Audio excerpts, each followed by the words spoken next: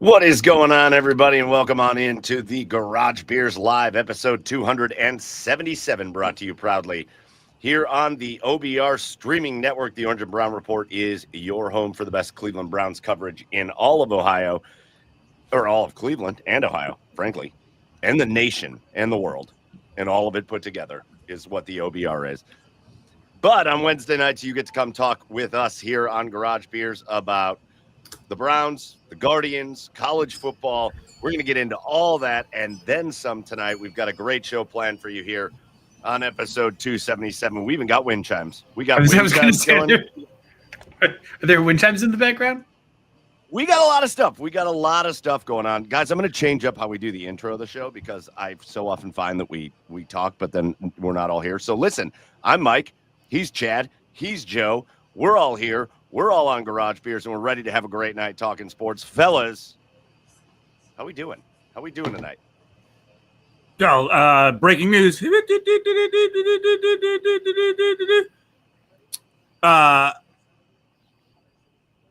New furnace is in. New furnace has been installed. Right. Oh, great. Yeah, new furnace installed. Here we go. Couch cushion saved. The couch has been saved through various copious amounts of home remedies and chemicals that I probably shouldn't be inhaling. The couch has been saved. We're good. Still need a new mattress. That is to the curb. That is piss stained to the curb. It's a guest room though, right? It's the guest room, so there's no huge rush, especially when we don't have a ton of company over here to begin with. So. No super rush on that, but we're on the backside of this. Things are on the up and up, fellas. Up and up over there on the east side of Cleveland. Chad's no good, very bad day. Getting better. We're doing all right over here. What about you, Joe? What's going on? I don't know. Just killing. He doesn't know. This is so good to start. This is so good. He knows he's sitting down and doing garage beers. I'm happy to be here with you guys. Yeah. And ready to talk sports. Let's go. Hey, yeah, and like I said, we got a lot. Go. Hey, asshole. Hey, asshole. What? How'd you chip your tooth? I don't know this story. How'd you chip your tooth? You know what? It's not a great. Yeah, weren't you? Did we talk about it? Maybe we didn't talk about it last week. Maybe it was just on that video. Yeah, listen, one, it's not a great story because it's old. It's an old story. I must have been like 11 or something. And my mom accidentally cracked me in the mouth with she had this big ass ring on, this big, chunky ring. Mm-hmm. And it just cracked my front tooth right in half. What'd you do? What'd you get in trouble? No. Backhand, no. Mom backhanded you. You know what? I wasn't in trouble. And I can still remember looking down and we had a red couch and I could just see this powdery white stuff all over the couch. And I'm like, what the hell is that? It exploded part of my tooth. So that was when I was 11 years old, and I've had to have the thing replaced 10 times. Oh, and so finally I went to it's better now. I went to the dentist, and they've got a little temporary thing on there, and I got to go back in a couple weeks and get it a veneer on it and be done with it. So that's my chip tooth story. Oh, yep. So you've had a temporary tooth since you were 11? Yeah. Whoa. Yeah, my mom cracked me. Just, we learned hard lessons in my house. Hard lessons. I guess so. Me right in the face. Shouldn't have got a mouthy. Right in the face. And now it's fixed. The problem is every time it re-chips, and this is why I went to the dentist. I'm like, do not do another temporary thing. I'm going to lose my mind. It always re-chips at the worst moments. For example, I was day one in Maryland. I had a full week to work in Maryland, and on day one, I bit into a piece of pizza, and the whole tooth just was well, I'm out. Oh, that blows. No. So my whole week in Maryland was just hey. I would love a Michael Chip tooth photo shoot, though. We should. Maybe when we go to the dentist next, get some good headshots. Dream on, dreamer. Dream on, buddy. Get some hockey gear on. Just pretend you were an athlete at one point in your life. All right. Why don't you go shave? Why don't you guys leave me alone? Why don't you go shave your back hair? Done. It's already done. Nah, listen. We got a great show. We're not just going to talk about chip teeth. Again, there's plenty of Brown stuff for us to get into as we enter. Guys, it's the last preseason game this week. Not Thank that God. Oh yeah. training camp's about over, and we're just a couple weeks away from NFL football gracing our screens. And whether you are excited or whether Still you are no just draft planned. bored out of your mind and not worried about the NFL season because the Browns suck, NFL football is going to be back, and that's important. We're also going to talk a little bit about college football. We're going to do our official Garage Beers college football playoff prediction, where we'll throw that together. We've got a horrible week again for the Guardians that we got to dive into. The Guardians all of a sudden find themselves slipping out of playoff contention, and they got to get it turned around quick if they want to jump back in. We're going to get to all that. We're going to have our cheers of the week, our assholes of the week, and so much more. So we appreciate you being here, but we can't get into anything if we don't start with our favorite segment of the week, and that's our Garage Beers of the Week, where we go around and talk about our beers. You, if you're live here in the comments, jump into the comments, tell us what you're drinking, and big-time shout-out to everybody that's joining us live here tonight. If you can make it live, we love it. If not, remember, you can always catch the show later on YouTube or Twitch, or you can catch it on Apple Podcasts, Spotify, iHeart, all that, and it goes up every week. So, Joe, you seem the most out of it. Why don't you kick us off with your beer of the week this week? Yep, I got a repeater this week, boys. We're going back to the Black Raven Origins IPA. It's a delicious beer. I have one of the nice parts about going to games in Seattle, and they are doing this obviously in many, many cities, but the tin cups are fantastic. Oh yeah. For taking home, they serve all of their beers in the game in this, and they keep it ice cold, man. Ice cold. Yeah. Shout out to the tin cup. Best water cups, great beer cup at home. So yeah, I'm rocking that tonight. Roy McAvoy is so happy. Hell yeah. Tin cup? Okay, all right. I was hoping you'd get the reference. I was there with you. Joe has no idea. Sorry, Joe's like I was 3 when that movie came out. No. Yeah, he's got the yips, Rome's.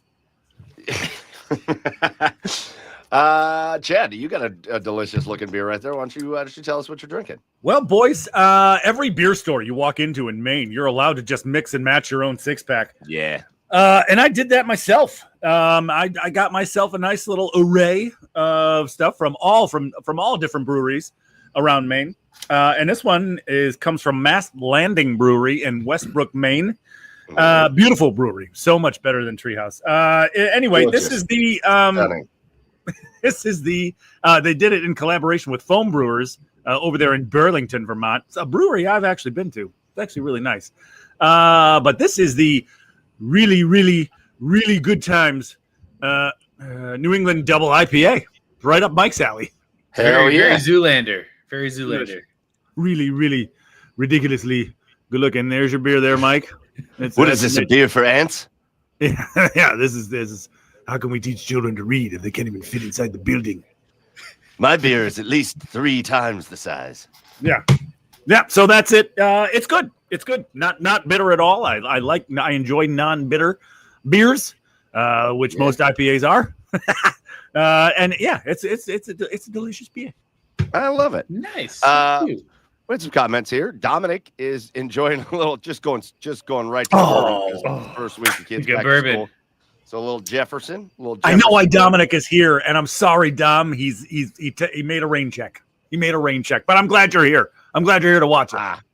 Yeah. We did have a guest lined up for tonight, and sometimes it happens that life just gets in the way. And actually, frankly, the reason our guest, who we won't announce yet because we are going to have him on, but the reason our guest couldn't be here tonight is because a lot of back to school stuff going on and kids in sports already and all that. So you're hanging with us tonight, Dom. Just drink your bourbon and enjoy it, and let's talk sports. That'll bring it over to me. And you can't walk into a beer store in Cleveland at this point without just being surrounded by all the fall beers. And I caved. Of course you did.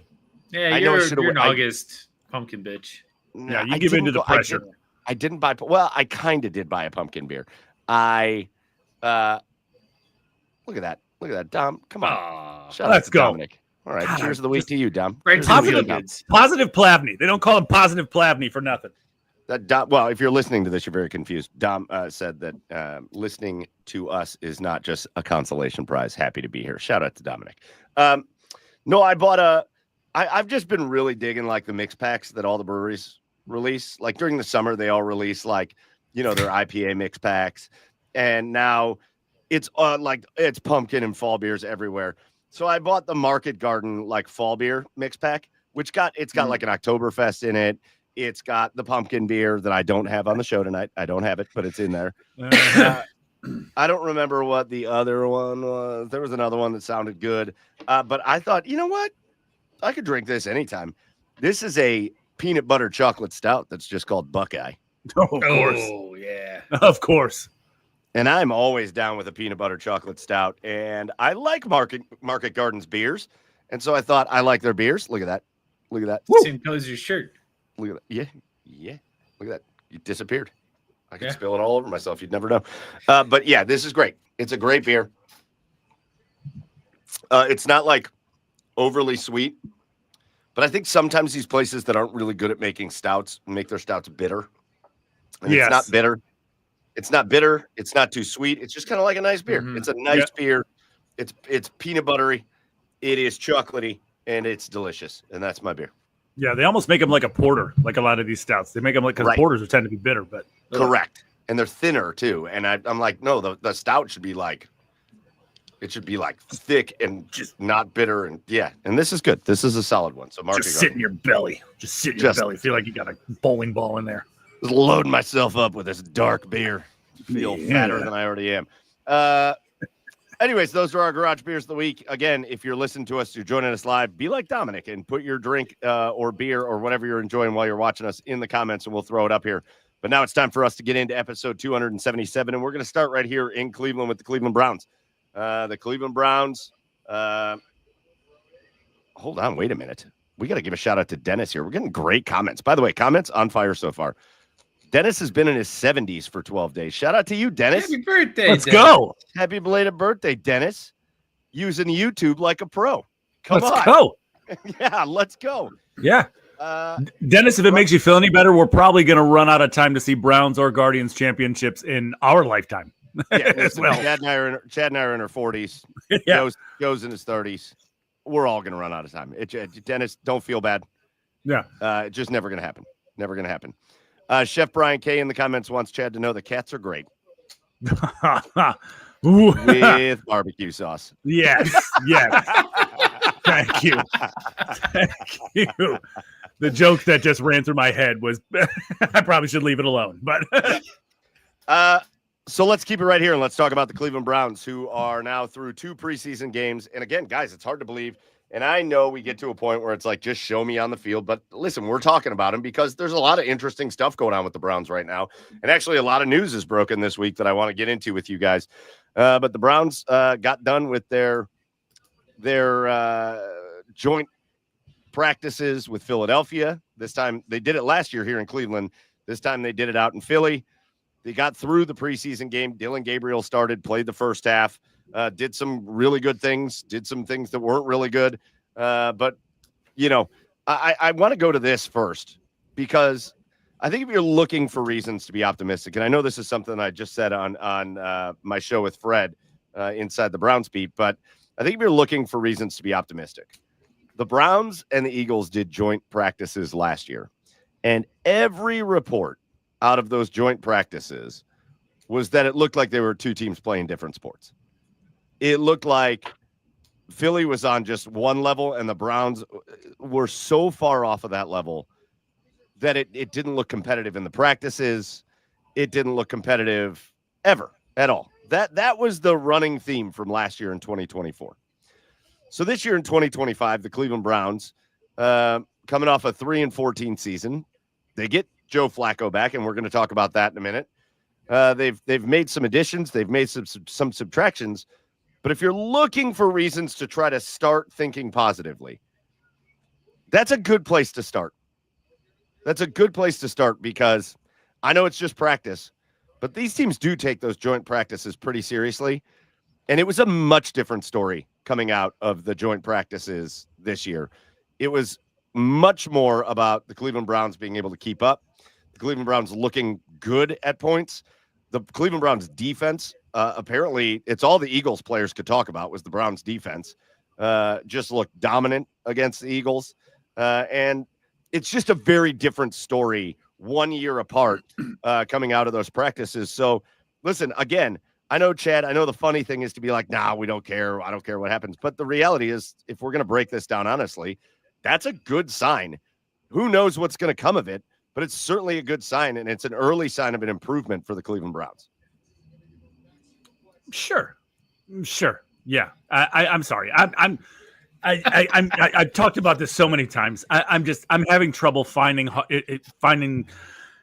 the energy, the motivation to really get into this season. But that doesn't mean I'm not going to look at this objectively, look at the Browns objectively and give honest opinions. And yeah, I mean, all of the reports coming out of the joint practices were, that the Browns dominated. You heard all kinds of individual players, right? Plays from individual players, like a nice touchdown to Njoku in the corner of the end zone. Denzel Ward, who's hurt, by the way, Mike, you were the one that told me that he doesn't miss games usually, but yeah, he's hurt already again. When did I ever tell you that? You told me. Oh, no. Yeah, I remember this conversation. Yeah, I said Denzel Ward doesn't miss games. Yeah. But I think that was taken out of context because you can see what games Denzel Ward misses. Exactly. But you somehow had it in your head. I think there's a context. I'll find the clip. Anyway, I mean, of course it's a good sign. If you're dominating the reigning and defending Super Bowl champions, the Philadelphia Eagles, and basically it's a scrimmage, a non-televised scrimmage. So anytime you get reports out of that, sure. Yeah, it's something to be encouraged about, for sure. Myles Garrett appears to be dominating again. I mean, his secondary was all over the Eagles receivers, and the Eagles, the Browns defense was making the Eagles offense look pedestrian. So, yeah, sure, it's encouraging, but yeah, I don't know. I just cannot get hyped about this. I cannot get hyped about this year with the Browns, but it is a good sign. Joe, any thoughts on that? Debbie Downer over there. It's really sorry, sucking the life out of the season preview here. Right. Be prepared for this the entire season, boys. No, be prepared for this the entire season. I get your point, Chad. I mean, it's we are through an endless cycle of misery and disappointment, and and we just crawl right back to them.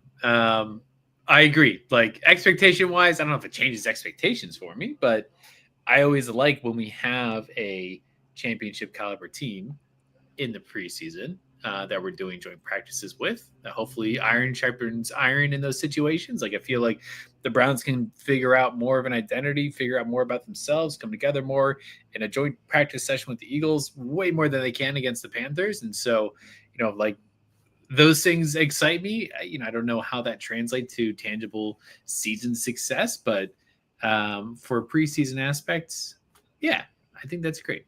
Good job, boys. So the big news, and it's not really big news because I think everybody kind of saw it coming, but the big news is that they've officially named Joe Flacco as their starting quarterback. And so we do know the Browns are going into the season with Joe Flacco as the starter. Again, I don't think that was ever in doubt. I don't think anybody ever really thought anything different was going to happen. Although I do wonder, had Kenny Pickett not got hurt, how serious that competition would have been. But I do think the way they've approached the quarterback has really clarified itself over the last week, for sure. And here's what I mean by that. I think they started using words like competition the wrong way.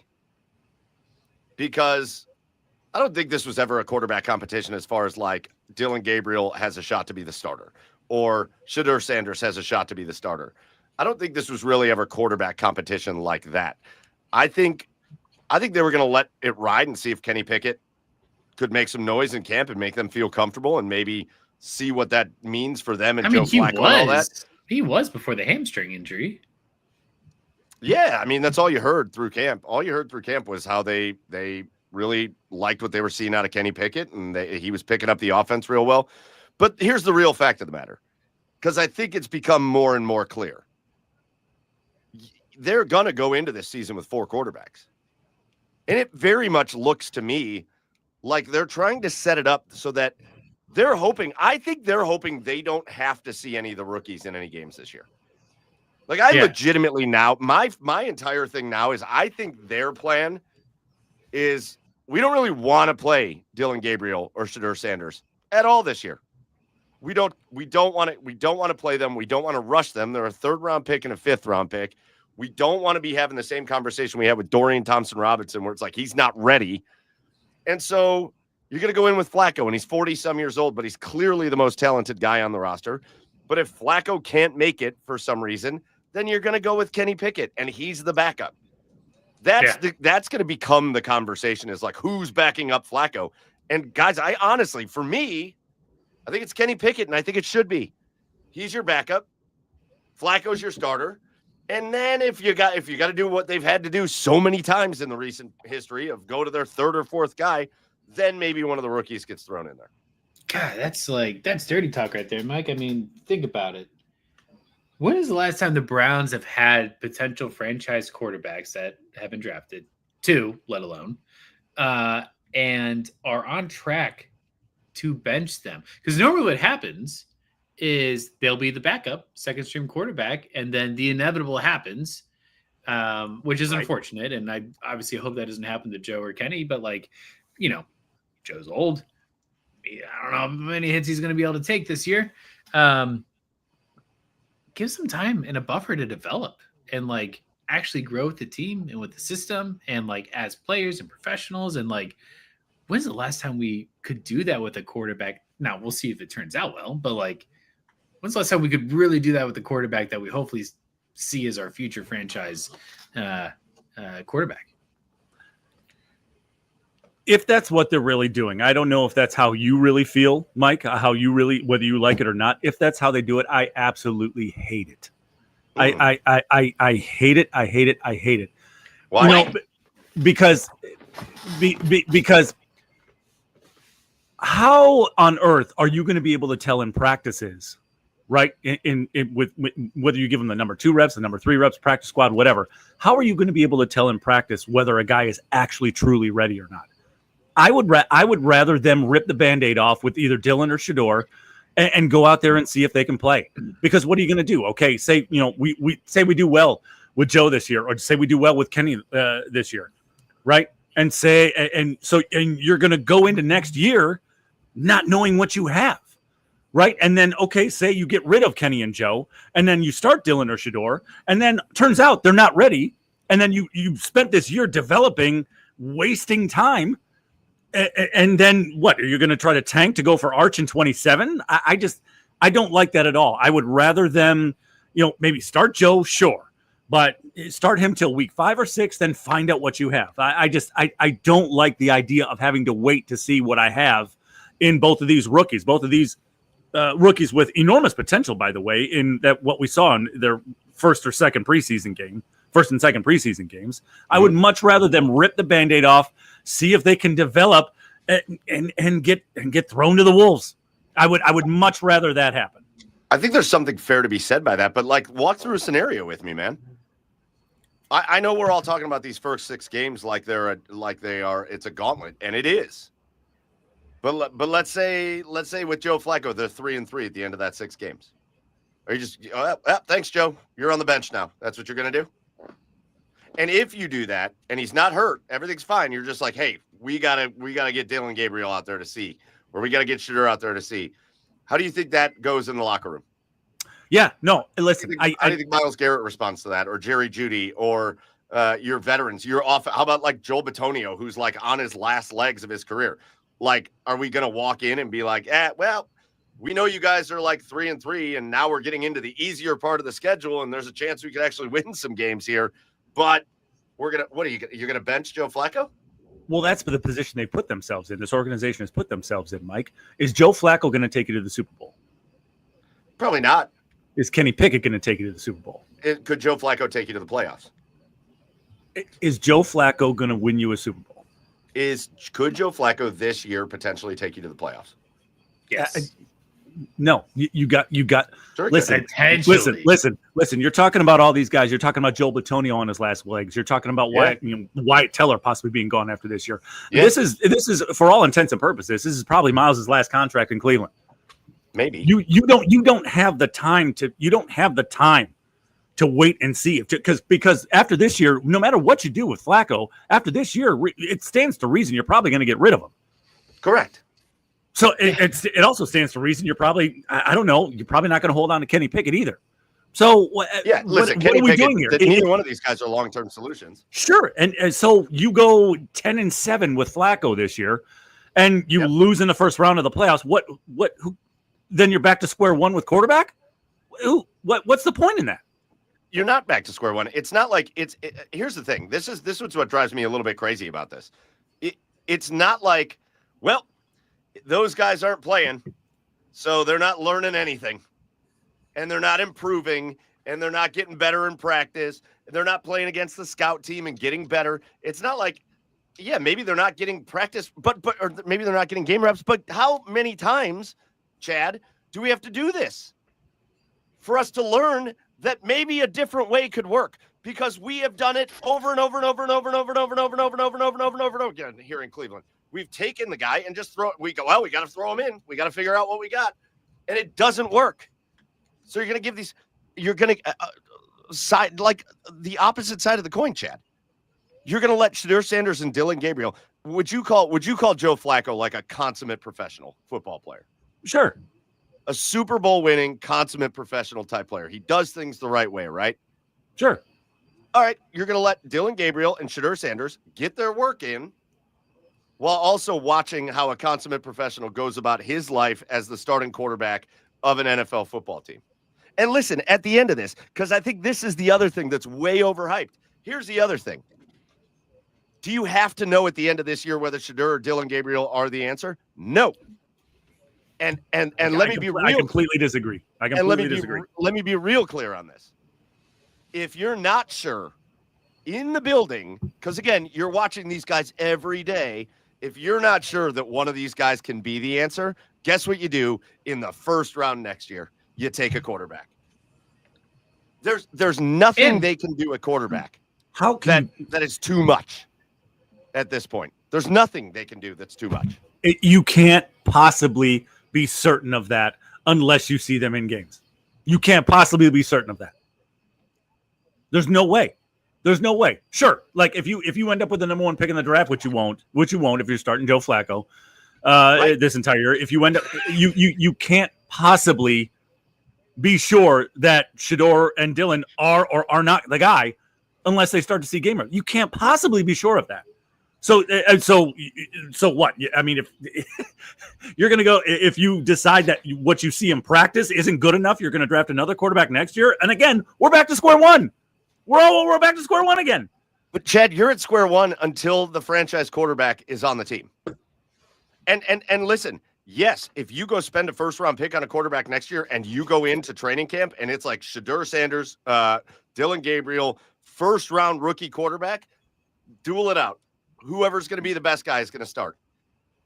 Whoever's going to be, it's better to me. It's better than saying, well, we're not learning what I think we need to learn about Shedeur Sanders.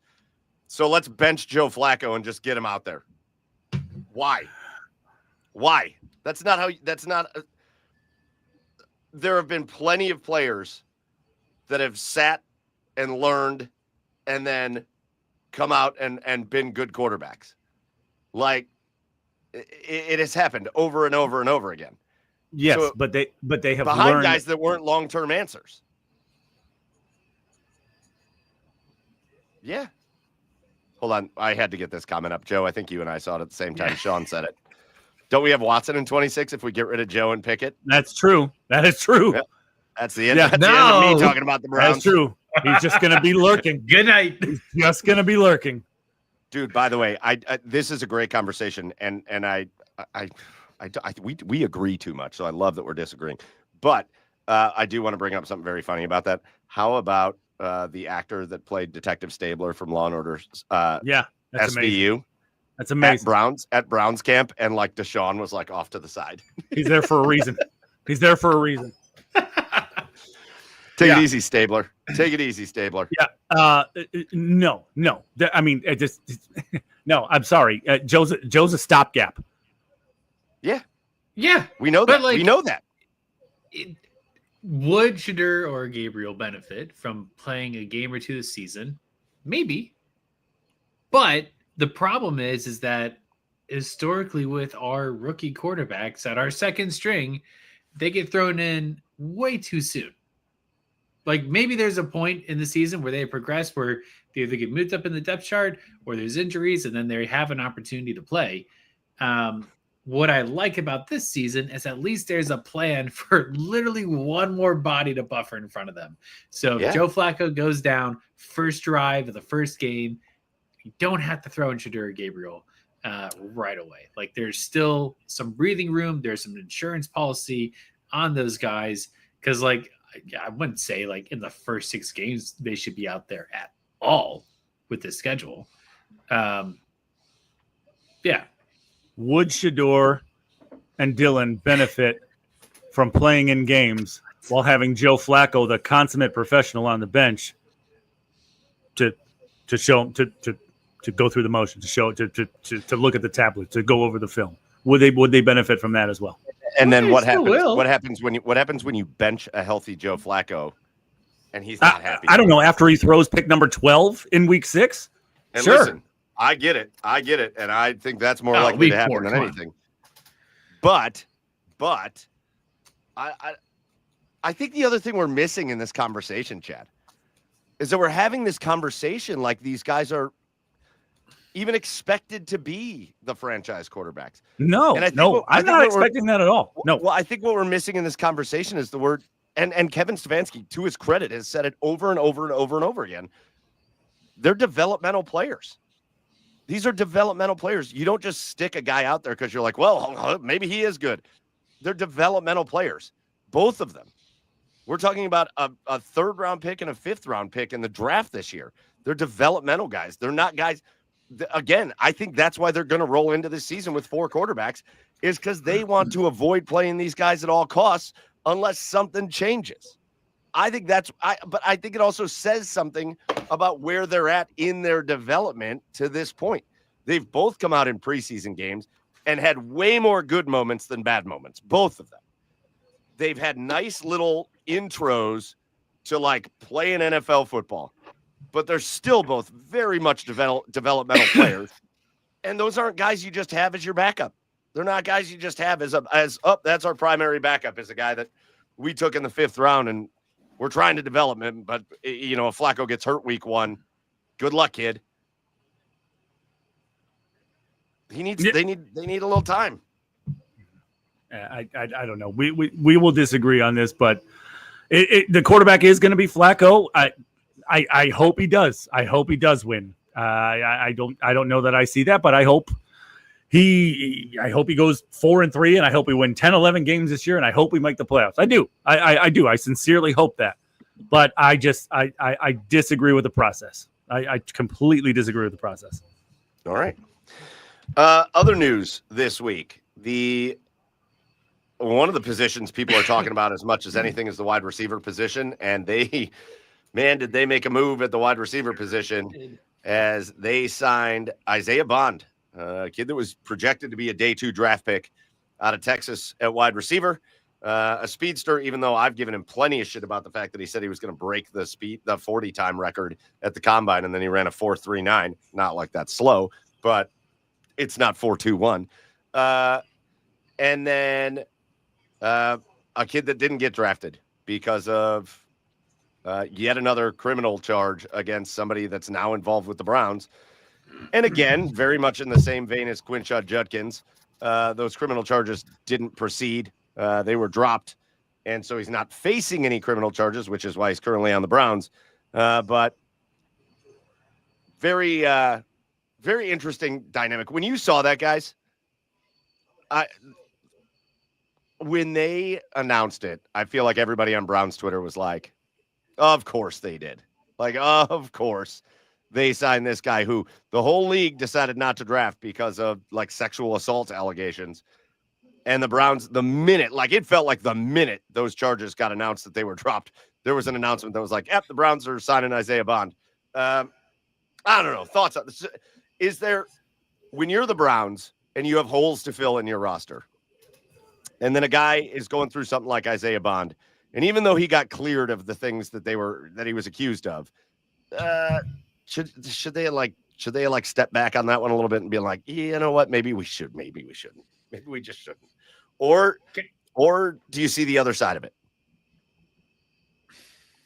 You look like you're ready to say something, Joe. Such a shitty question. That sucks. Trapped. Not going to answer that. Kevin Stefanski should just, some coaches and teams play like champions today, and they all slap it on the way out to the field. Yay, woo! They need a sign or just a motto that's just collect trophies and not misdemeanors and felonies. Yeah, because there's enough. Get arrested today. Browns are trying to lead the league in dudes who catch charges. Yeah, they sure are. And man, they're not even the fun ones anymore. Like a truck full of weed. They're really not okay things that these people are getting accused of. And, oh God. It's it's unfortunate. It's weird because load of weed, hundreds of pounds of weed. It's all not okay. And the fact that I think you even asked a question like that is because it almost gets normalized with how egregious the Deshaun situation is. Yeah. And it's to me, that's just sad. It just shouldn't be in that state. And I don't know, maybe there's a separation of players and personal life that needs to be stronger, but it's just, I don't know. I just wish there were better people in the world, or if he's perfectly clean and actually was wrongly charged with these allegations, then that's a different story, I guess, but we'll never know. Yeah, free Greg Robinson. Yeah, please, for God's sake. The man wants to drive an RV full of dope. Anywhere he wants, just let him do it. It's legal in half the country now. Just let him do it. God. Drive your weed, Greg. Drive your weed. This is a freaking Black Walter White.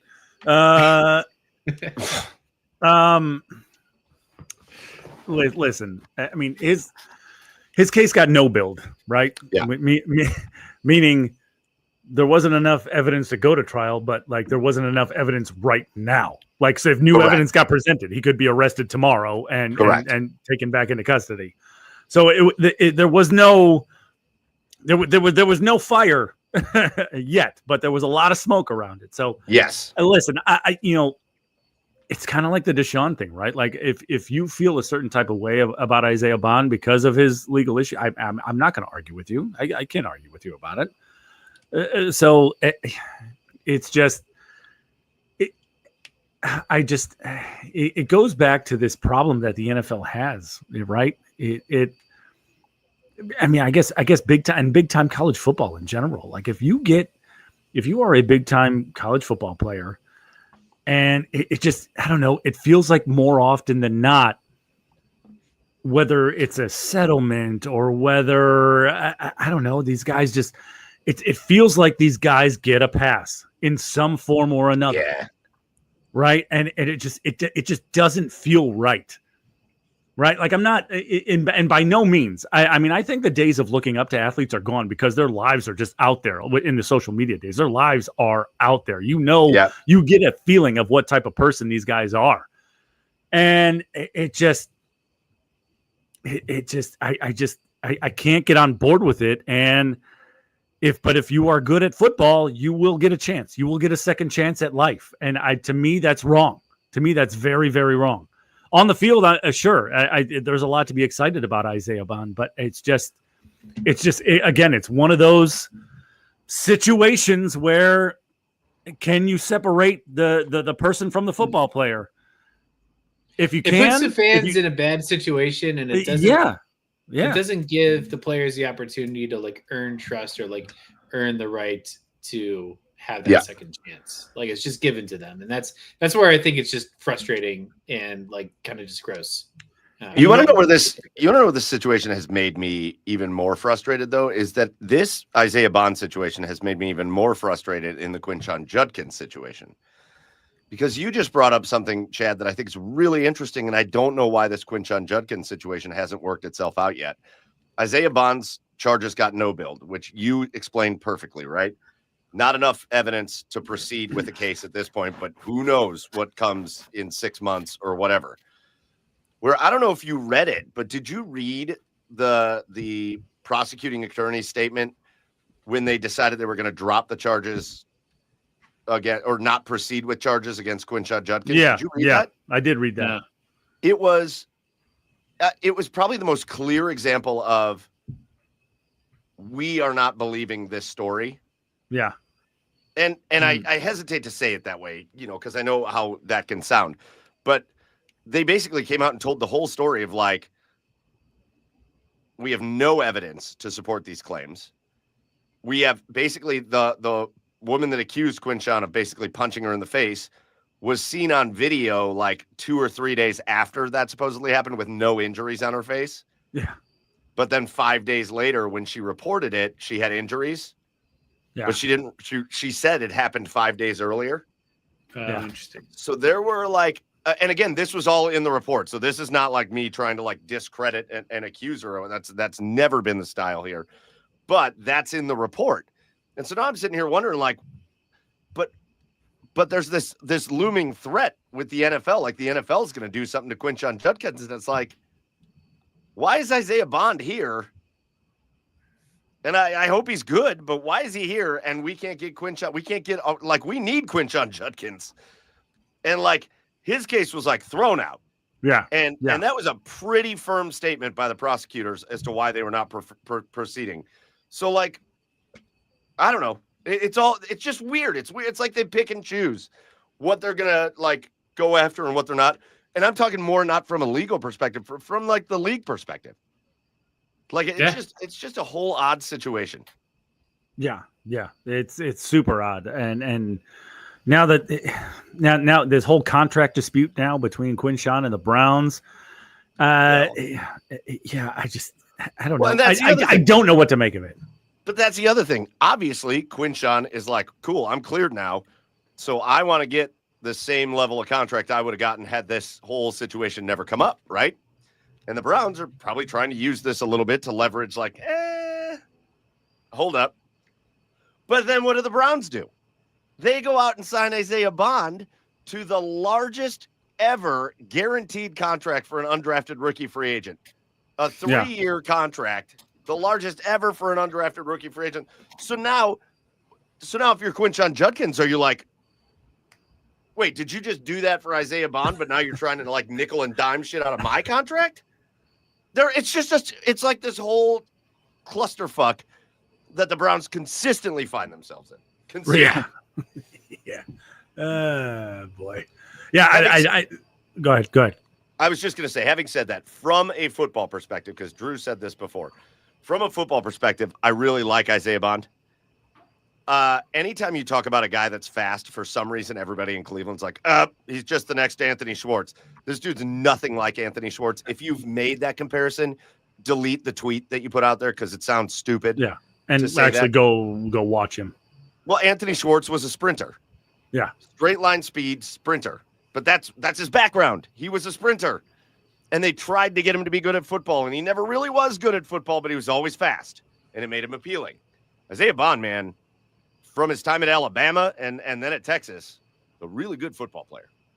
He's a very good receiver. He understands how to run routes, get open, find spots in coverage, and he's a burner on top of that. But he's not a straight line speed burner. He is a get around you. You think you're about to tackle him, then he's around you and he's gone. That's the kind of player he is. I think he is an electric player. But he's got this little tick. I like how Drew called it a tick in the comments. And he's got to fix it because it's driving me crazy. Yeah, it's nuts. One of Isaiah Bond's big things against him. This dude jumps every time he catches the ball, and it like kills his speed. He has this like tick that every time the ball's coming to him, he leaves his feet and he jumps to catch it. And I think it's so funny because, and I'll give Jeff Lloyd credit because he was the first one that brought it up in our Slack channel on the OBR. But the very first practice, the Browns put out a post on Twitter that was like, new guys getting some work in. And it's a picture of Kenny Pickett throwing him a pass that would have hit him right in the face mask. And he jumps and he kind of bobbles it when he catches it. My man's got to stop jumping when he's catching the ball. He's got to stop it. Like literally that is something that probably sounds small, but that is something that literally can derail him. It can derail him. Yeah, that's what one of my old receivers coaches used to call that, a fake maker, because you feel like you're just jumping because you feel like you're making like a special, like spectacular play for every catch you're making.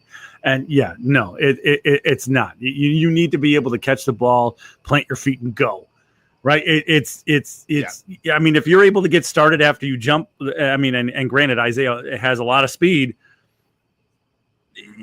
It's still it closes. It gives that defender an extra second or two, especially in the NFL, to come up and make the tackle. No, you need to be able to stay on your feet, plant, and go. And yeah, this is something that should have been coached out of him by now, but apparently it's still plaguing him, and it's probably why he was projected as a third-round pick. Probably one of the biggest reasons why he was projected as a third-round pick. Yeah, that, and again, don't come into the NFL Combine and be like, hey, I'm going to break all the records, and then you don't even come close. Yeah. That drops you down around immediately. So the Browns sign Isaiah Bond, so we know the wide receivers look like. Again, ultimately, though, guys, I really do think the Browns season, and again, we'll get into like the schedule game and our predictions and all that. Chad's going to be really ugly. I think he picked like 17-0 3 years in a row. It ain't going to be that this year. But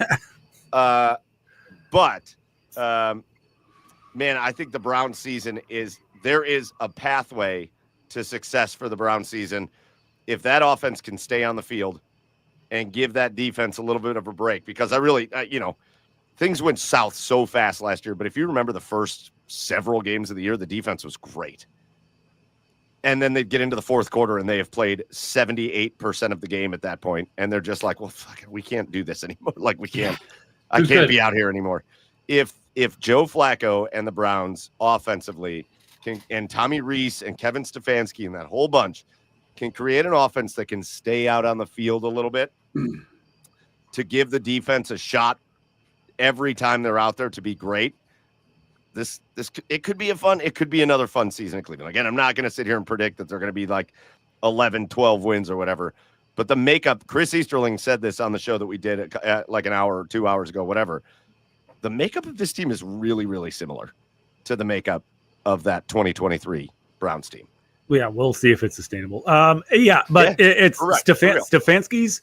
The good news is Stefanski's system is back, and I think between Dylan Sampson and Jerome Ford, and hopefully we get fucking Judkins in here at some point. Yeah. I mean that scheme's going to work. It works better with this offensive line. If they're able to stay on the field, and then they have Joe Flacco now, which, by the way, sidebar, can we stop talking about, now that Joe Flacco's been named the starting quarterback, can we ask why he was not brought back in last year? Stop it. Oh, it doesn't, right? It doesn't matter. It doesn't matter. Yeah. Can we answer it real quick? Because the answer is easy. Because they thought Deshaun Watson was going to be their quarterback. Yeah. They paid him a lot of money to be his quarterback. They were wrong. They were wrong. And listen, we're seeing it actually. Chad, you bring up a really interesting point. One, they didn't bring Joe Flacco back last year because they thought Deshaun Watson was going to be the quarterback. And two, optically, it would have been hard because the minute Deshaun started failing, which again, you don't go into a season just being like, this guy's going to fail. Because if you do that, he's not going to be on your team. But the minute Deshaun Watson threw his first incomplete pass, the whole world would have been screaming for Joe Flacco. Yeah. Oh, yeah. And I know a lot of people are like, so what? But that does matter. Yeah. The optics, these players hear what's being said. Everybody hears what's going on. And actually, we just heard about it. The Browns are kind of doing the same thing with Shedeur Sanders. They don't want to make it seem like they're hyper focusing on him. So they don't talk about Shedeur Sanders a lot. And they're doing that on purpose. Like that was reported. Yeah. They're doing it on purpose so that they're not making it seem one way or the other. They understand the optics of things because they don't want Joe Flacco to go out there and have a 2-interception game and the whole world to be going, put in Shedeur Sanders. Right. It's not how they want to operate. And so, it's not, we don't have to even ask the question. Plus, I don't know if you guys remember, but Joe Flacco sucked ass last year. Yeah, not good. And he could suck ass again this year. Not good. But come on. Speaking of not good, by the way, if we're just going to do quick rounds, by the way, did the Colts really just name Daniel Jones their starting quarterback over Anthony Richardson? Yeah, not Danny Dimes anymore. He's like, no, I'm not Danny Dimes. No, I'm just Daniel. I'm just Dan. Dan Jones. I'm just Dan Jones. Indiana Jones. Oh my God, Indiana Jones. Oh my God. Oh, the marketing opportunities. Hum Shivai. Yeah, I don't know what that organization's doing. They're weird. I don't know either. like, it's kind of the opposite of what we were talking about before. Anthony Richardson's a top 5 pick, and he's in his third year now. Yeah, like, yeah. That's the guy that needs to be playing. Like, he needs to be out there in his third year. He needs to stay healthy. He would have looked good in a Browns uniform. That's for sure. Who would? Anthony Richardson. Yeah, nah. I'm out. I'm out on that. You wouldn't tell me you wouldn't take him over Kenny Pickett or Joe Flacco any day. Come on. I would definitely take him over Kenny Pickett. You know what? Maybe the Colts are dumb enough to do that. All right. Kenny Pickett for Anthony Richardson. Straight up. Yeah. Do it. All right, boys. Let's get off the Browns. As again, they are going into their last preseason game. They're finally get a home game. They're playing the Rams. Again, we're not going to learn anything really from the preseason game, although I won't say that. I mean, they have been fairly fun preseason games to watch because it has been all about the young guys. It's been all about those fringe type players, and the Browns have some pretty good ones on the roster, but they'll play this weekend against the Rams, and then the preseason games are over. We're going to do a little bit more practicing. Preseason will be over, and we are just, like I said, we're just a couple weeks away. I mean, we are, 2 weeks? Yeah, 2 weeks from Sunday is the very first Cleveland Browns game against the Cincinnati Bengals. I don't know what the Bengals are doing, trotting Joe Flacco out there in all their preseason games, and he's just getting murdered. Joe Burrow, you mean? Joe Burrow. Oh, yeah, Joe Burrow. Yeah, Joe Flacco plays for the Bengals now? We traded Flacco for Burrow. Hope he did. Ooh, okay, deal. He didn't miss that one. Done. No, Joe Burrow, is going out there and just getting murdered in preseason. Joey Burrow, you need me to go pick him up? I will get in the car right now.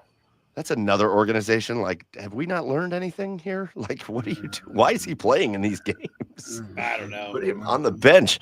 But yeah, we'll keep it locked into Brown stuff as we get ready for the season. And we got to do the schedule game one of these next couple weeks. So get excited for that. All right, let's get to our asshole of the week segment where we've got to go around and just talk about people who've been assholes this week. Does anybody want to lead off?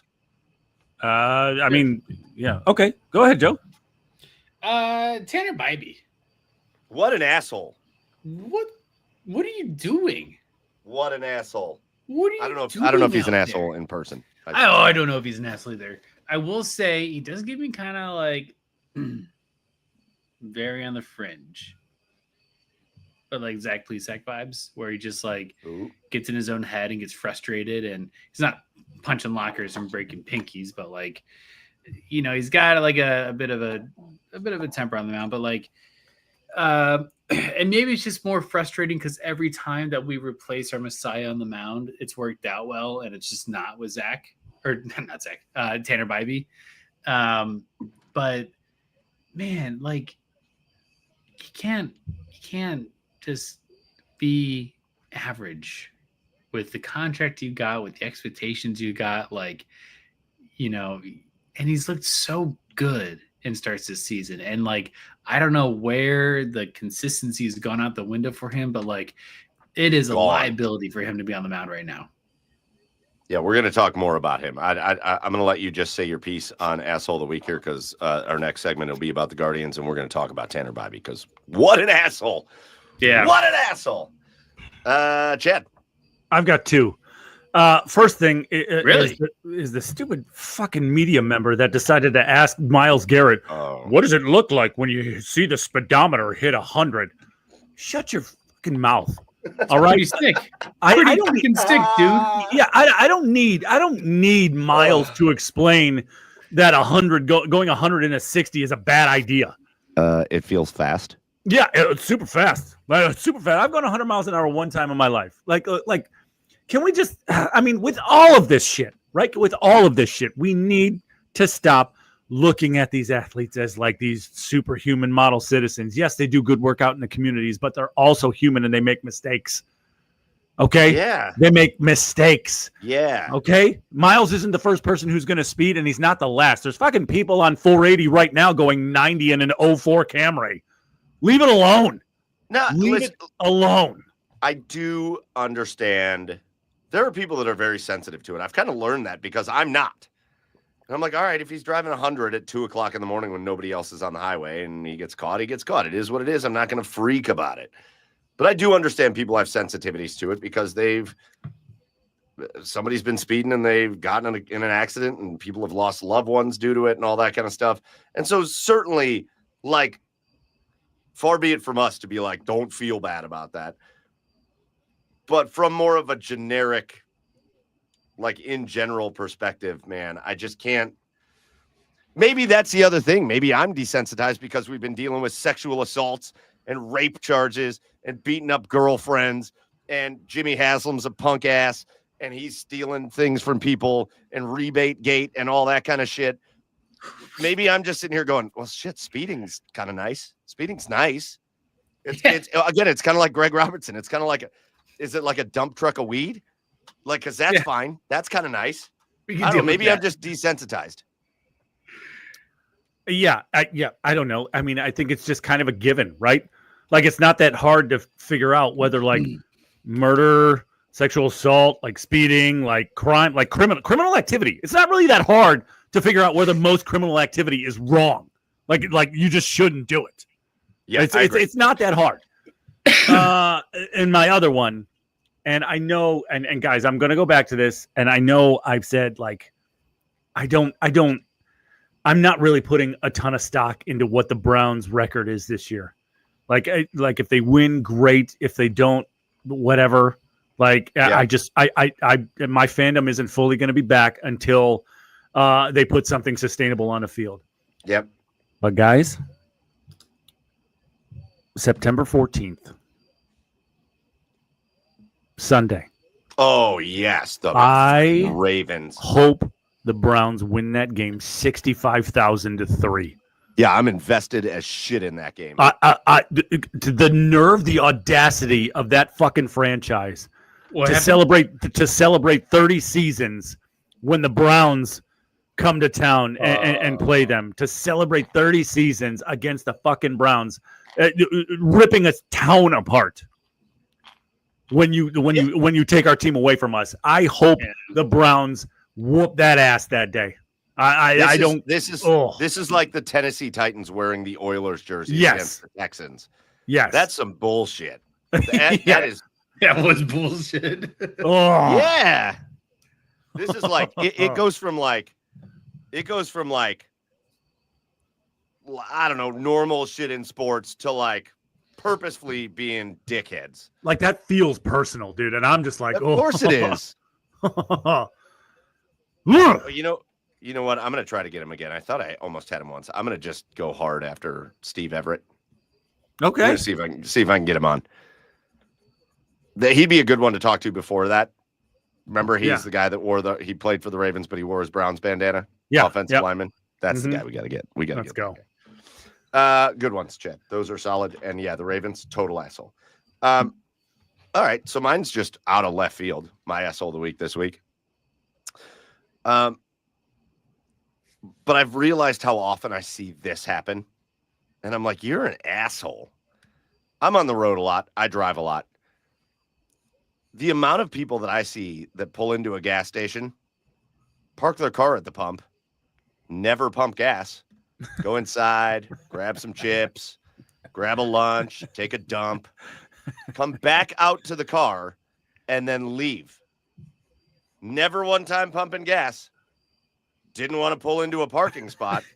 They just pulled up to a pump and just were like, I'm just going to park here. I don't mind. Listen, I think there's a certain gas station etiquette. I don't mind if you pull up to the pump and get it going and then go inside, grab yourself a snack, take a piss, come back out. Fine. That's fine. That's all well within the like appropriate amount of time. Yeah. But for somebody to just not pump gas, and it is inevitably going to be at like the most crowded gas station, and they'll just pull up and just be like, I'm leaving my car right here. And I'm gonna go like make one of those milkshakes. That'll take 10 minutes. And I'm gonna get all the fried food at Sheetz or whatever. Asshole behavior. Total asshole behavior. I know. I like Sheetz too, but I don't like those assholes that go to Sheetz. You don't leave your car at a pump if you're not pumping gas. It's tricky, Mike, because like Sheetz, they have all those parking spots up front. So if you're parking at the pump, walking past all those empty parking spots into Sheetz and not getting gas, yeah, what's tricky about that? What's tricky about that? Nothing. Well, no, not the Sheetz situation. I think the smaller gas stations that might have their parking lots across from the pumps or on the side around the back. I mean, park your ass in a parking spot. Yeah, I think there's a time etiquette to it. I don't know. I don't know if I agree with that. Well, you sound like an asshole. Pulling up to a pump, leaving your car there and never pumping gas, asshole. Always. Every time. Sue me, Mike. Sue me. You're sued. Consider yourself lawsuited. Oh God. Suited up. You've been served. You just got suited. All right, those are our asshole of the week. Raul wants to make a point. Raul thinks Wawa is better. It's wrong. It's wrong. You must be from like Philly. Wawa definitely not better than Sheetz. Never been. It's not better. All right. All right, let's go into, again, Joe, we should have let you go last because it would have been a good transition into what has turned into a nightmare scenario now for the Cleveland Guardians. As what a week does. What a week does, boys. Man, they were playing so well, winning every series. I think since the All-Star break, the only series, actually since the Houston series before the All-Star break, the only series they had lost since that Houston series before the All-Star break was that series they went to Kansas City and they lost 2 out of 3. Yeah. And they have won or swept every other series in this second half of the season. They have the second best record in the American League since the All-Star break.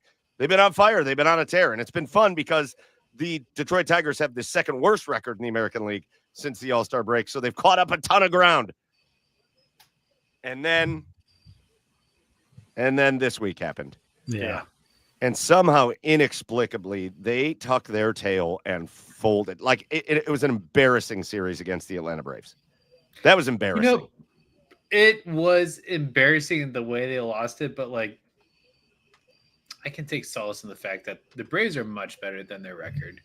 That is a very good team. You can say that, but they are also their record.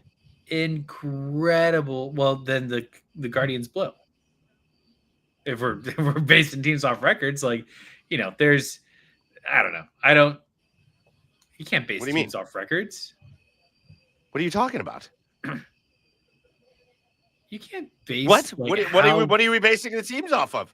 No, you can't. Absolutely not. How many President Trophy teams get blown out in the first round of the playoffs?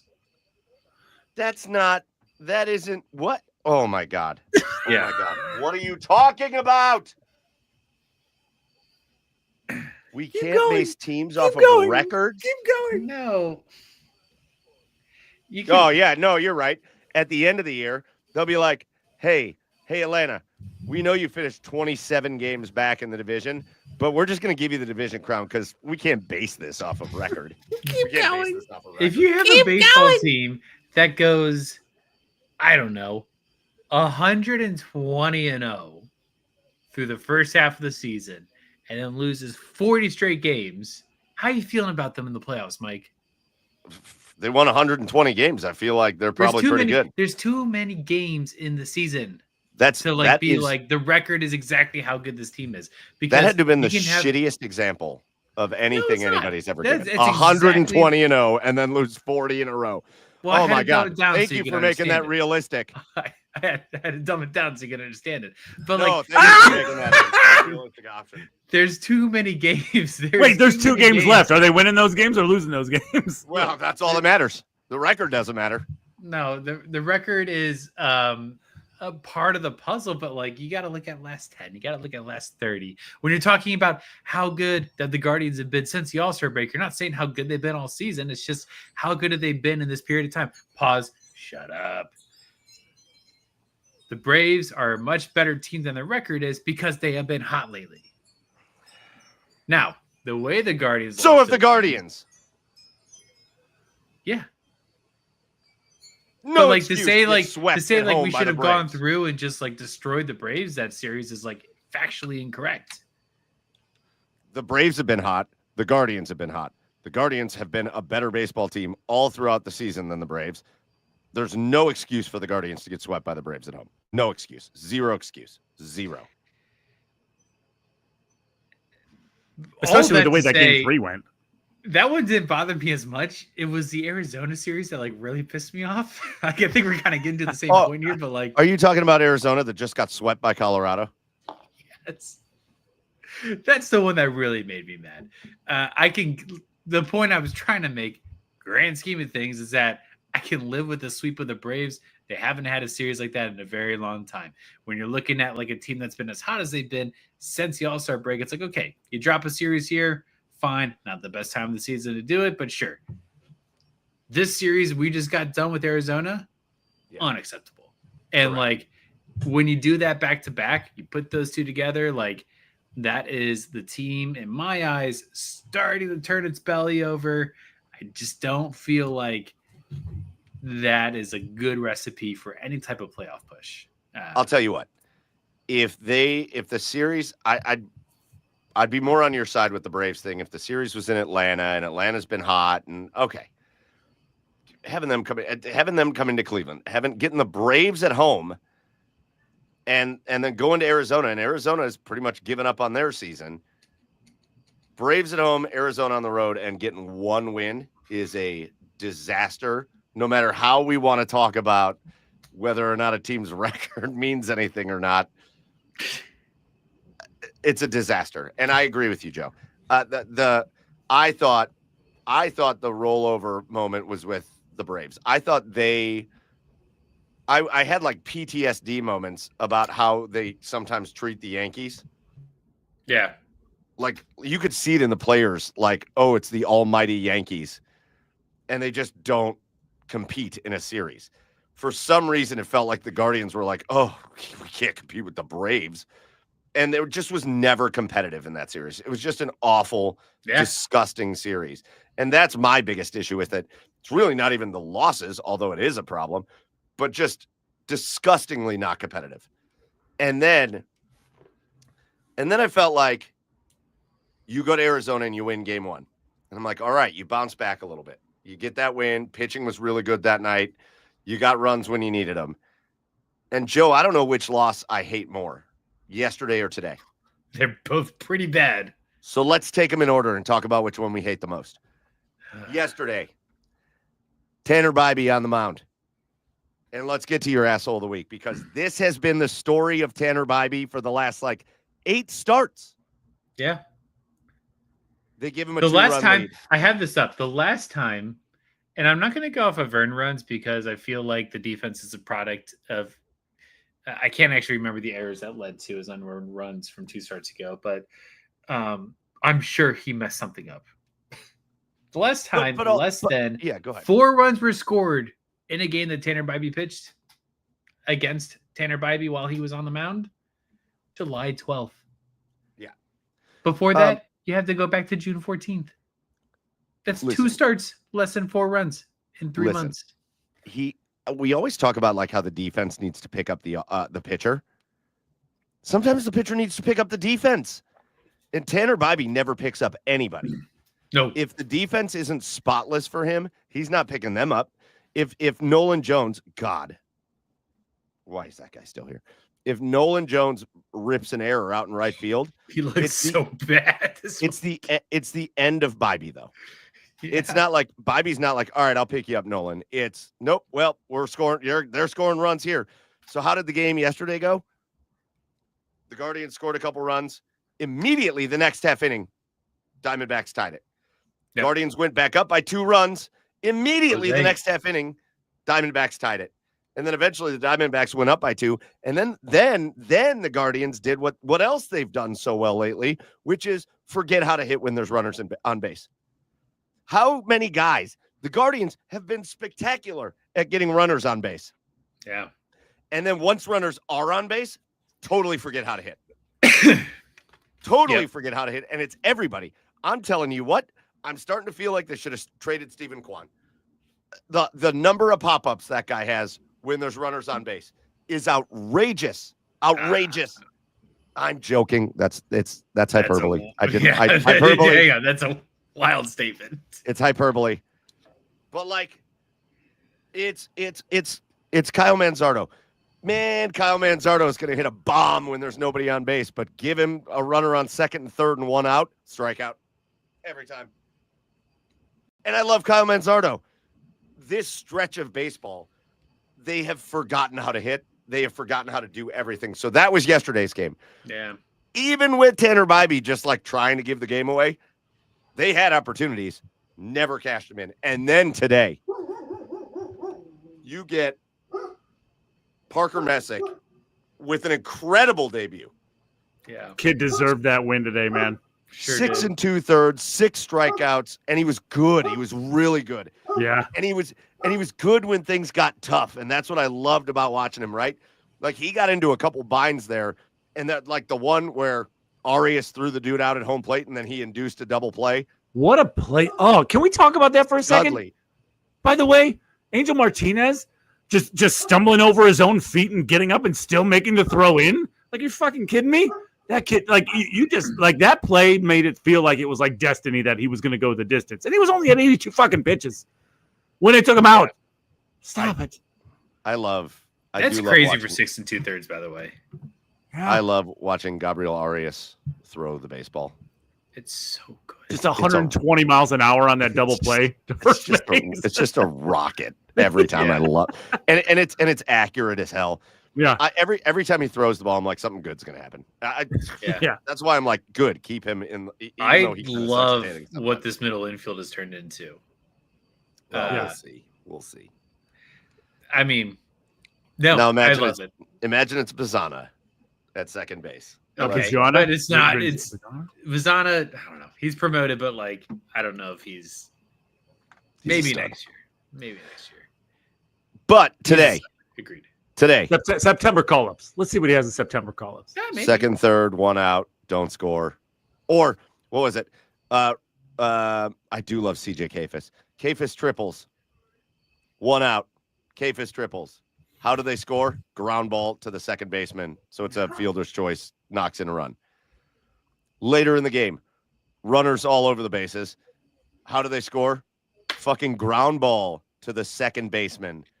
And they score on a fielder's choice. They didn't get any hits with anybody in scoring position. Zero hits today. They had guys, Chad, I know you watched it.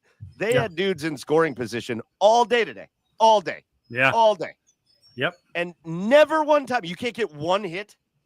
Yeah, not one guy can come up. And then, man, the culmination. Yeah, Cade Smith gives up the homer. Whatever. Sorry, Cade. We're only allowed to give up. If we want to win, you have to give up one run or less in a game. Sorry, Cade. You have to be perfect. He gives up the homer to tie it. They go into extras. And I'm telling you, it never even felt like they were close to getting that runner over to advance him over to third to get him home. Right. 20 They haven't done it all men. weekend. 20 men left on base today. 20 left on base today. He might as well. I don't remember who was on base, who like the ghost runner was in extras. I don't remember who it was. He might as well just laid his ass down on second base. There was no threat. No threat he was going anywhere. No threat. Start downloading some movies for the flight. Yeah. Yeah, right. Those were two very frustrating losses. And the real frustration is, again, you still got a month of the season left.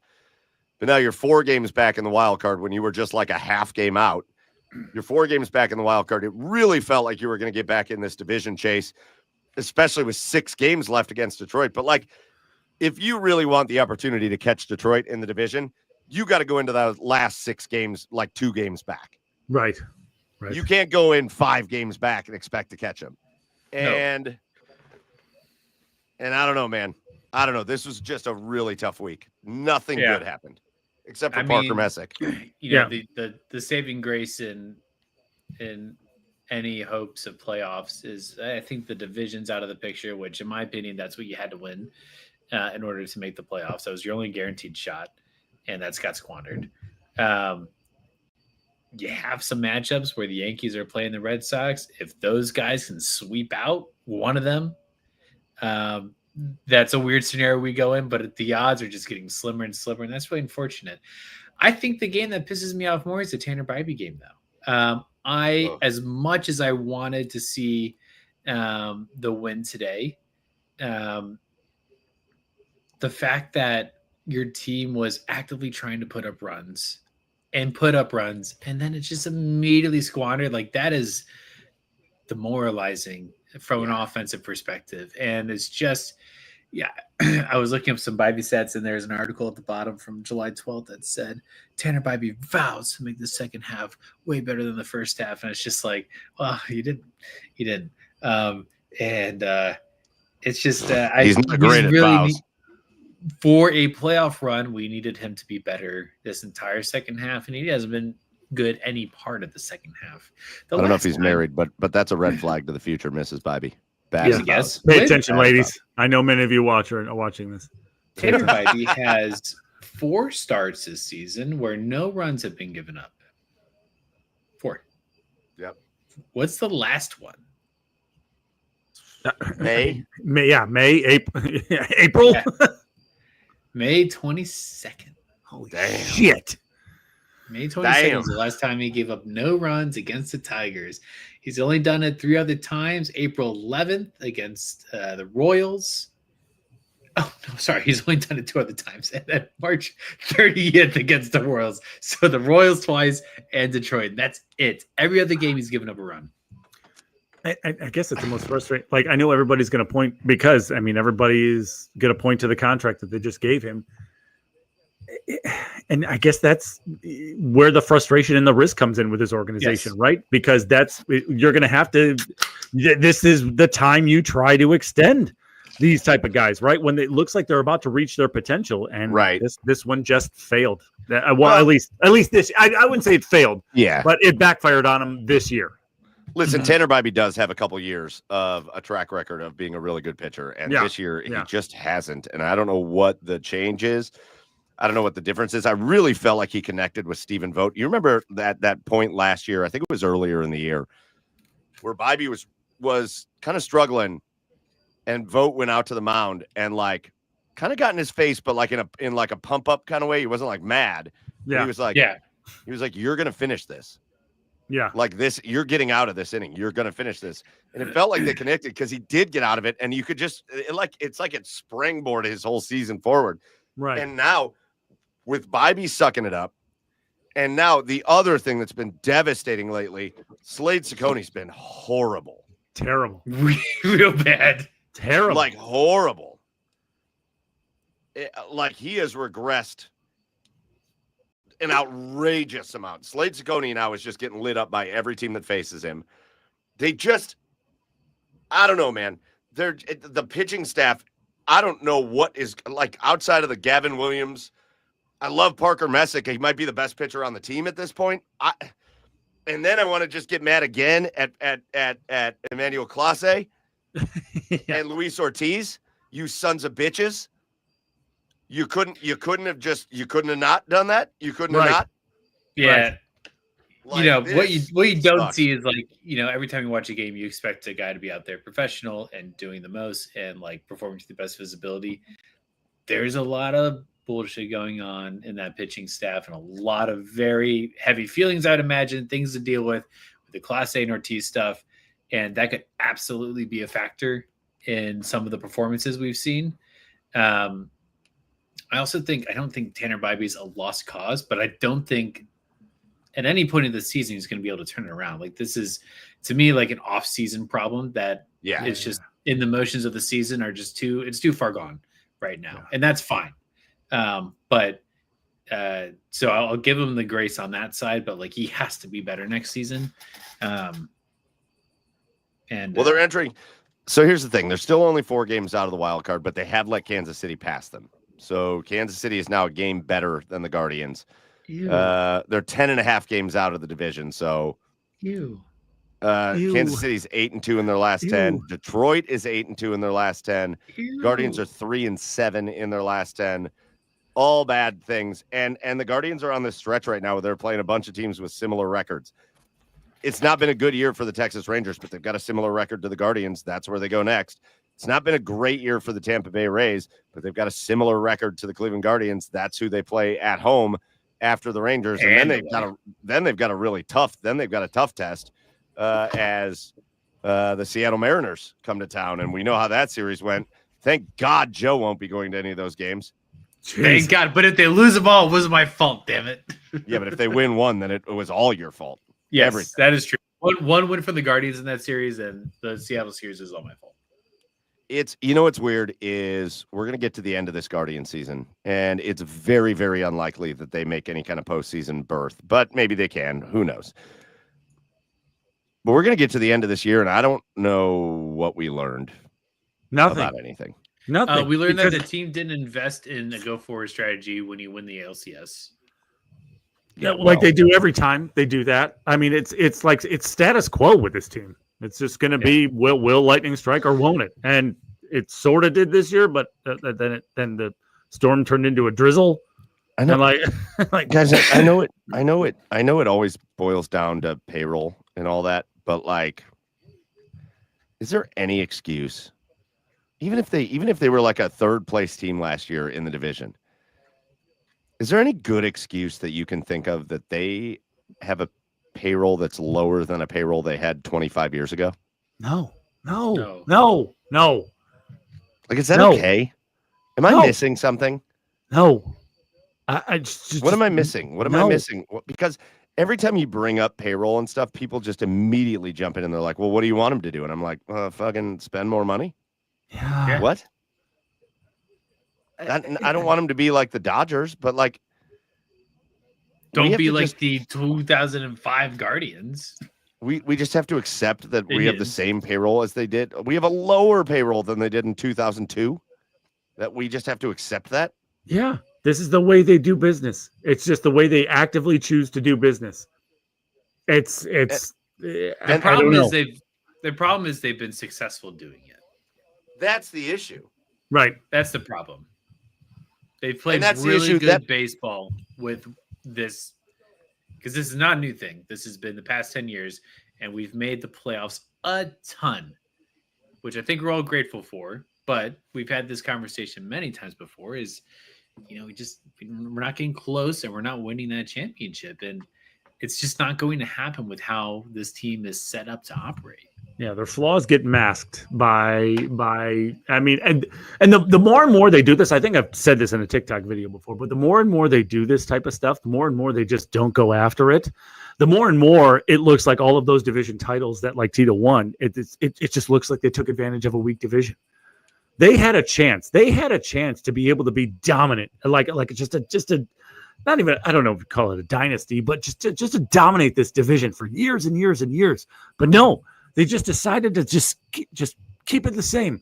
Why do anything different than what we've done over the last 10, 15, 20 years? Because it's worked. Well, now that the rest of that division has caught up, it's going to start to rear its ugly head.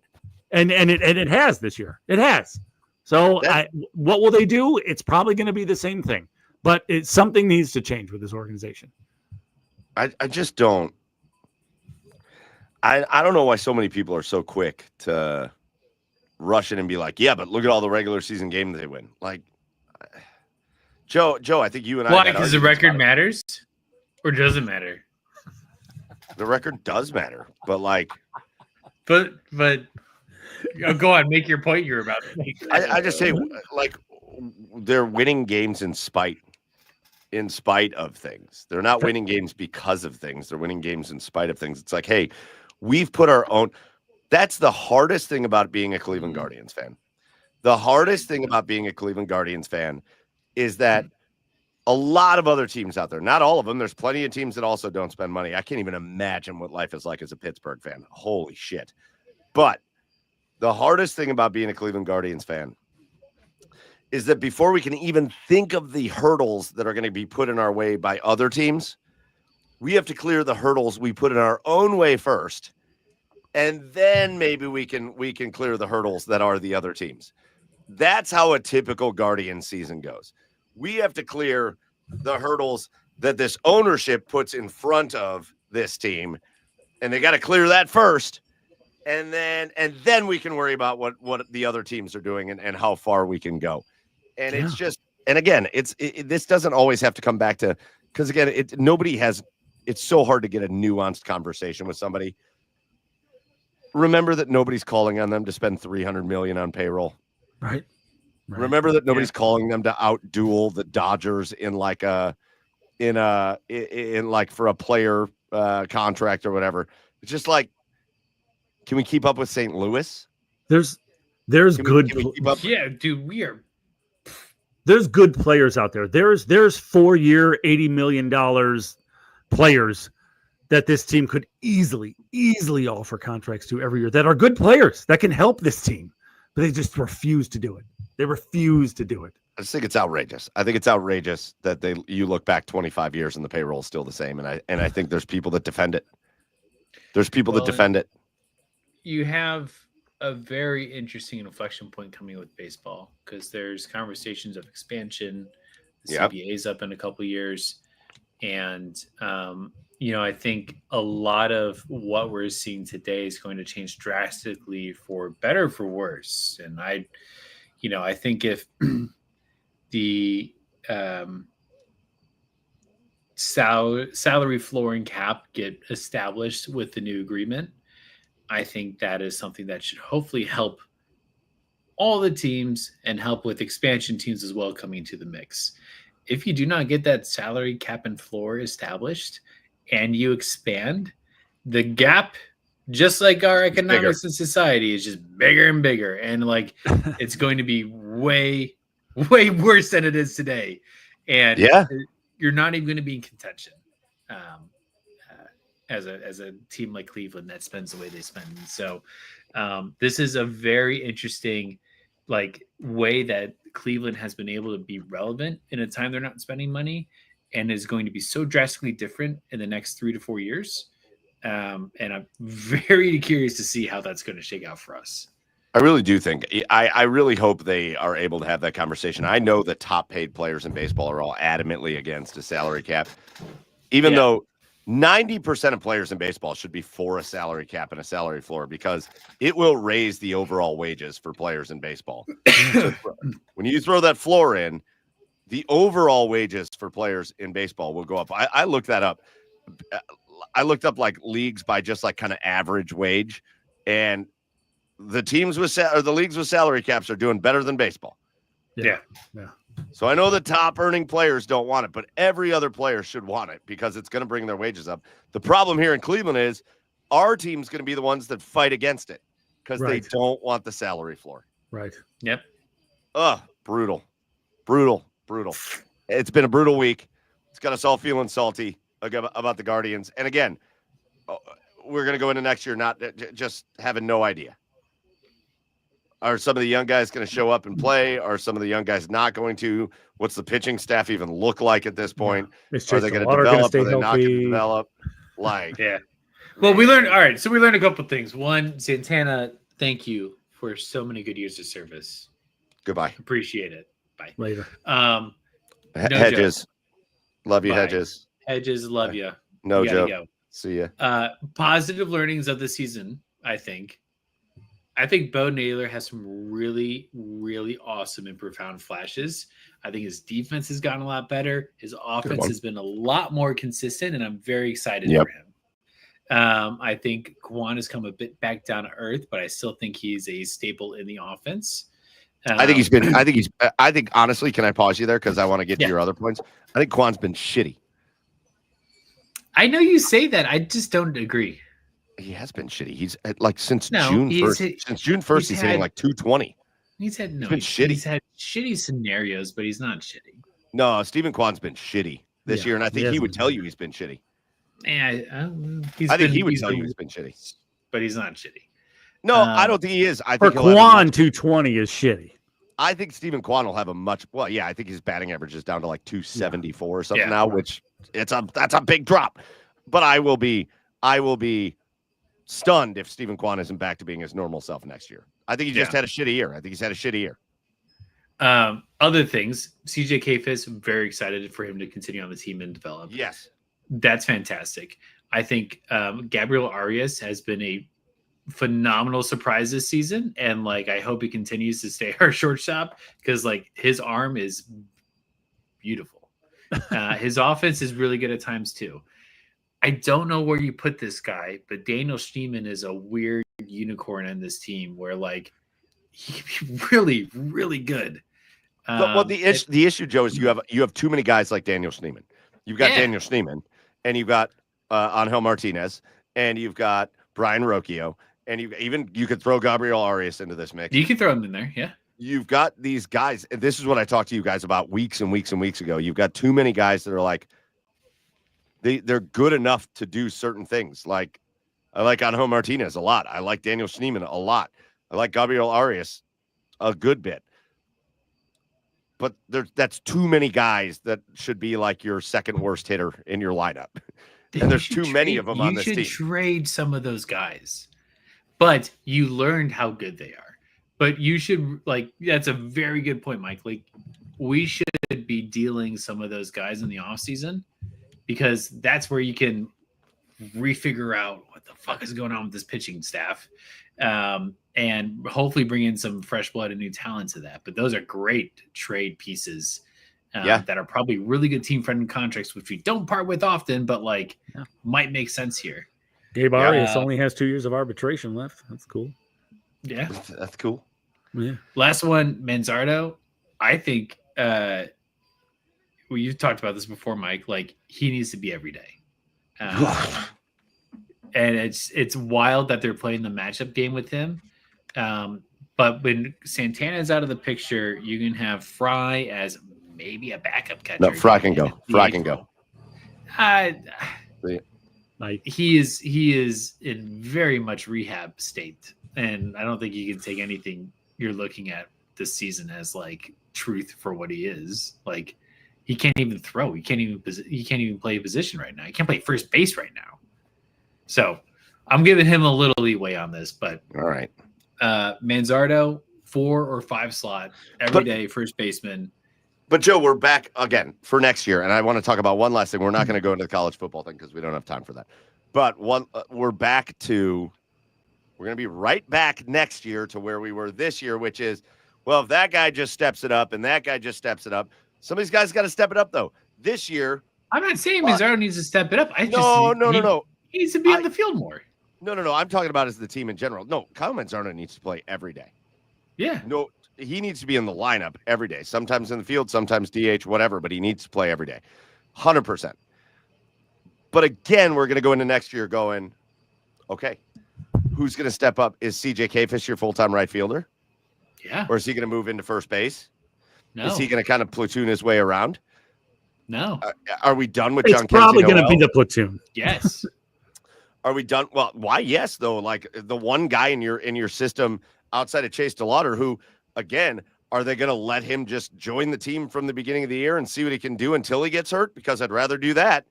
But outside of Chase DeLauder, your one guy with true power potential is John Kenzie Noel. You got to give him a shot to do something. Good. If you can hit 240 with true power, I'm in. If you're hitting 182, go. Oh, That's what we said about him this year. but again, that's what we're going to be doing again next year. Is like, yeah, you got Jose, and yeah, you've got Manzardo. I guess we'll throw into that mix, and Stephen Kwan, and I'll put CJ Kfis in there because I love the dude's swing. But like, now we're just going to be relying on guys to like, who's going to step up and be better than what we think they are. Because that's what this team's always going to rely on. Yeah. Who's going to step up and be better than what they think they are? I think you could see that from Bo. Yeah, listen, I think you could see it from all of them. Arias, Bo, Angel Martinez, Schneemann. I think you can see it from all of them. But again, my point is that's what we're putting it right into those hands. Where it's not like, all right, I'm really comfortable with the lineup. And now the pitching needs to be better or whatever. I'm not comfortable with really anything outside of like a few guys. So the lineup's probably going to be bad again next year. And who knows what this pitching staff is going to turn into. And it's just we're right back in the same spot. Revolving door of uncertainty. And they're not going to do anything to improve the team. Nope. That's the hard part. They're going to do nothing to improve the team. Sucks. So here we are. Cool. Anyways, Guardians only 4 games back and totally about to make a run. Please. You brought one thing up, Joe. This is the thing I want to end on because I think it is fascinating to talk about. You brought up expansion, and it's coming. There's going to be 2 new teams in baseball over the next several years. Nashville Stars, baby. It may be Nashville, although I'm starting to hear that they're much less likely to have a team in Nashville. Which is wild because nobody's around them. Raleigh is very highly talked about. Nobody's around them?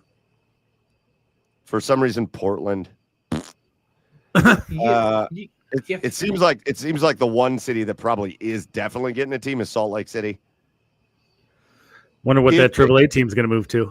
If they put a team in Salt Lake. Beers cut off in the second inning. And it's only 3-2 beer from the 70s. Yeah. Oh my God! But there's gonna be a whole deck where it's just gonna be people soaking. Oh man! Oh dude, it's the soaking suite. They're gonna do the soaking suite. Jesus Christ! The soaking. Somebody come shake the bed, please. Oh no! Please. An extra $100. You could be the one that jumps on the bed. It's like a Zamboni ride. It's an add-on to your ticket. Yeah. God, so soaking Sundays. Oh, dollar soak night. Let's say it's Salt Lake, and let's say it's either Nashville or Raleigh. Fine, you're gonna get 2 more teams. I do think the conversation of redoing the conferences, redoing the divisions, all that stuff is fascinating. Yeah. And so I want to hear your thoughts on 2 things. I want to hear your thoughts on whether they keep the American League and the National League and they split it to 4 divisions each. And so now you've got 4 divisions of 4 teams. So start there. You're going to keep an American League and National League, but teams that are currently in the American League or the National League don't necessarily have to stay in the American League or National League. You're going to completely realign this thing. So if it was like that and it was a 4-team division, who are the 4 teams you want? The Guardians plus which 3 other teams do you want? I think it would make sense for Pittsburgh, Detroit, and the White Sox to kind of stay in that bubble. Okay. And also from a WAP perspective, I think that's give me the White Sox and Pittsburgh in a division. Dude, give me that Rust Belt division, dude. Give me Pittsburgh, Chicago, Detroit. Yeah, that's my division. Oh, you guys are so close to the one that I think is ideal. You're just missing it. You're so close. Who? First of all, my dream is to have Cleveland and Pittsburgh in that division. Yeah, it would be fun to have another Cleveland-Pittsburgh rivalry because we have this whole Cleveland-Pittsburgh city rivalry. Yeah, but the only teams that play each other are the Steelers and the Browns. Otherwise, there's no rivalry between Pittsburgh and Cleveland. It's just two cities that are kind of alike, and their football teams play each other. I'm desperate to get the Pirates and the Guardians in a division together. I think that would be awesome. I think Detroit needs to be in that division. I'm not separating the Chicago teams though. Again, if we're gonna realign, put them in the same division. And instead, I'm going south. The Cincinnati Reds, the Detroit Tigers, good enough. Cleveland Guardians, and the Pittsburgh Pirates. That would be awesome. That would be awesome. So then what you do? What, the 2 Chicagos, Milwaukee and St. Louis? No, St. Louis will stay with Kansas City somewhere. It would be like the 2 Chicagos, Milwaukee, Minnesota. Yeah. Ooh, okay. All right. Let's go. I think it would be really, oh man, I would just love less games too. And I don't know if that comes at the expense of just a straight up shortening of the schedule. It's not. And I hope it doesn't. I hope it doesn't happen because I do love that you play everybody in a year now. It's how they make all their money. Right. I know, but if you could just do 2 games in a series and then play everybody twice at least a year. No. They're not going to shorten the season. The Dolans need to make money that they're not going to spend. The other idea is, and I kind of like this idea too. Get rid of the National League and the American League. Say, cheers, it was fun while you were here, and instead you just do 4 divisions of 8 teams. Yeah, sure. And I kind of like that too, but it's very hard to break up. Yeah. I sat there looking at it like there's some easy ones where it's like, okay, well, you could just do like East, Seattle, Salt Lake, San Francisco, Vegas, Los Angeles, both teams, and San Diego, and boom, you've got your 8-team division. Sweet. It gets muddy in like the middle of the country though, because where does Colorado go? Do they go south? you gotta do north-south. So do you do like Colorado, St. Louis, Kansas City, Yes, Texas, Houston, Nashville. So then how geographical are we trying to keep it? Because that's going to be a lot of space. Well, I mean, the country's not geographical. Like there's a lot of space in the middle of the country. But you're also probably going to have to break up one of the natural rivalry kind of teams. So you're going to break up like St. Louis and Kansas City because those are the share a state. Are you going to break up the Chicago teams? Are you going to break up Cleveland, Detroit? All that. It's very difficult. Hmm. It's very difficult. Yeah. I like the first way. Keep it American League and National League. And give me those 4. Give me Cincinnati, Detroit, and Pittsburgh in a division. And I think that would kick ass. Yeah, I think that'd be really interesting. The 14th division is very different. We don't see that in any other sport. I'd be curious on the distribution of games with the division. Like, I'm not quite sold on it yet because you can't have like 40% of your games against 3 other teams. Right. So what does that distribution look like? But I mean, I think if you did 8, you would just include the 2 Chicago teams.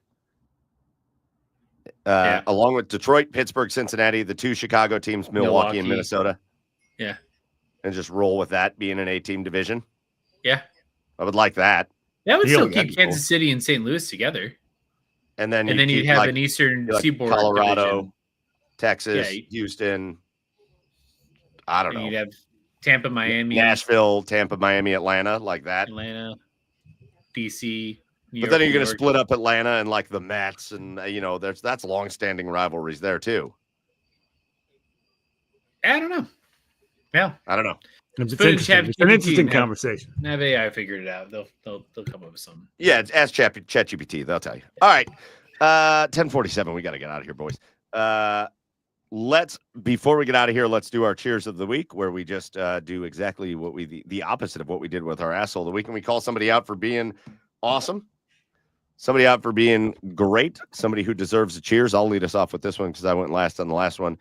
Kind of similar to my cheer of the week from last week, where I cheers teachers. I'm this week going to cheers parents. Hell yeah, parents. Your kids are back at school. Sick. I actually think it was our buddy from the Chase Down podcast, Carter. I think his daughter, he posted a picture of his daughter going to kindergarten. And he was like, I'm not handling this well. And I was like, oh, I remember those days. And I sent him a message and I was like, listen, man, enjoy this feeling of like you're sad for your kid leaving while it lasts. If you want a little bit of hope, here's your little glimmer of hope. In about 3 years, this day is going to feel like fucking Christmas to you, my man. This is going to be parents' Christmas because I adore my children with all my heart and I love being around mine. But man, when it's time for them to go back to school, I'm like, see ya. Get on the bus. Get on the bus and go. So shout out to parents. Merry Christmas. Happy birthday. Happy kids back to school day. All right. All right. Hell yeah. Who's going next? Joe, go ahead. I feel like we never gave Tom Hamilton a proper cheers for his Hall of Fame. Hell yeah. Okay. And all he's done for Cleveland sports. So cheers to Tommy. Sure. All right. Pickett, he's very tactical, I think, with the series that he chooses to take off and taking Yes. off a series in Arizona in August. Smart man. Tactical. Smart man. Tactical Hamilton. Tactical Tom. Hammy. Before I get to my cheers, boys, I just asked ChatGPT how it would realign the MLB divisions. And it came up with 3. It said 1, strict geographic realignment. It said if MLB wanted to cut travel and cluster teams by location, you'd likely end up with the East Division: Yankees, Mets, Red Sox, Phillies, Nationals, Orioles, Blue Jays, Pirates, Guardians, Reds. Oh. Central Division. No. Central Division. No. Central Division: Cubs, White Sox, Brewers, Twins, Tigers, Cardinals, Royals, Braves, Rays, Marlins. And then a West Division: Dodgers, Angels, Padres, Giants, Athletics, Mariners, Diamondbacks, Rockies, Rangers, Astros. And that's like their first option. Does ChatGPT know that I still think it's an asshole? Yeah, it does. Does it know and to then put the Rays in the division with the Twins? the second option was NFL style 8 divisions of 4 teams: Northeast, Yankees, Mets, Red Sox, Blue Jays; Mid-Atlantic, Phillies, Nationals, Orioles, Pirates; Great Lakes, Cubs, White Sox, Tigers, Guardians; Central, Wow. Central, Cardinals, Royals, Brewers, Twins; South, Braves, Marlins, Rays; Nashville, expansion team. Ooh, and then the Texas division: Rangers, Astros, New Orleans, expansion team. Okay. And then Rockies, California. Welcome to the Texas division, Rockies. You're welcome. California: Dodgers, Angels, Padres, Giants, and then West, Northwest: Mariners, A's, Diamondbacks, and then Portland, expansion team. Ooh. And then this one's my favorite. You ready? You guys ready for this one? You sitting down? We all are. You sitting down? Rivalry first realignment: Northeast, Yankees, Red Sox, Mets, Phillies, Blue Jays; Rust Belt rivalries: Cubs, White Sox, Cardinals, Brewers, Tigers, Guardians; Yeah.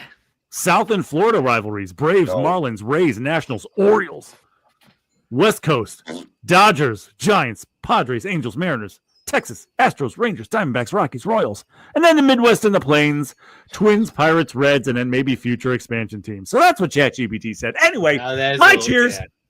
My cheers goes to Landon Dickerson because yes. I'm just picturing him on a group chat with all of these like redneck cowboys for offensive linemen going, boys, hang around practice. I'm bringing beers.